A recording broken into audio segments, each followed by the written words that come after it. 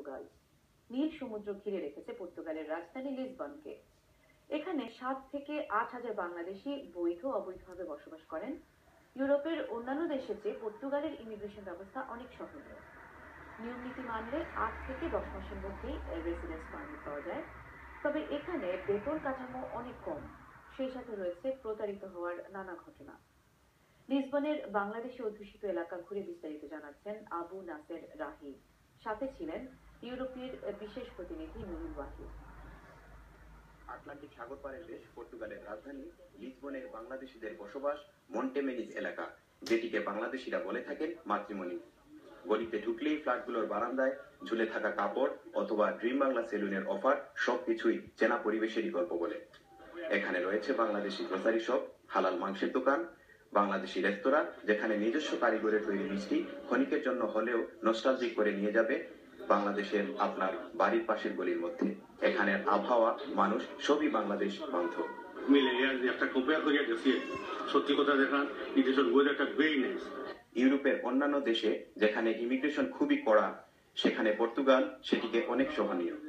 এখানে কাজের কন্ট্রাক্ট থাকলে খুব সহজেই রেসিডেন্ট পারমিট পাওয়া যায়। খামের মাধ্যমে কন্ট্রাক্ট থাকতে হইব, ট্যাক্স পে করতে হইব। 1 ইয়ারের মতো ট্যাক্স পে করলে 6 মাস 1 বছরের মধ্যে অনেকেই লাকি হইলে কাগজ পাওয়া যায় না, অনেক সময় হার্ড হয়। তবে কাজের লোক দেখিয়ে অনেক প্রতারণার ঘটনাও এখানে ঘটছে বলে জানা গেছে। ইদানিং কিছু দালাল প্রকৃতির মানুষ জানা গেছে, তারা বিভিন্ন মিডিয়াতে, তারা মনে করেন বিভিন্ন পেপার পত্রিকায় তারা নিজরে শো অফ করার লাগে কিছু রং ইনফরমেশন ওদের। বৈধভাবে কাজ পেলে পর্তুগালে একজন কর্মীর আয় থাকে মাসে 500 থেকে 600 ইউরো। তবে এখানে থাকা খাওয়ার খরচ অনেক কম। নরমালি সরকারি গভর্নমেন্ট রুলস হলো আপনার 505 ইউরো মান্থলি, আর লিভিং কস্ট 200 থেকে 250 ইউরো। আর আপনার 505 বাদ দিয়েও কিন্তু সরকারের যেটা আপনার ট্যাক্স আছে ওটা ওরা পে করে, মালিক পে করে। পর্তুগালে নিযুক্ত বাংলাদেশের রাষ্ট্রদূত ইমতিয়াজ আহমদ জানান, এখানে অর্থনীতি আরেকটু ভালো হলে বাংলাদেশিদের কাজের ক্ষেত্র বাড়বে।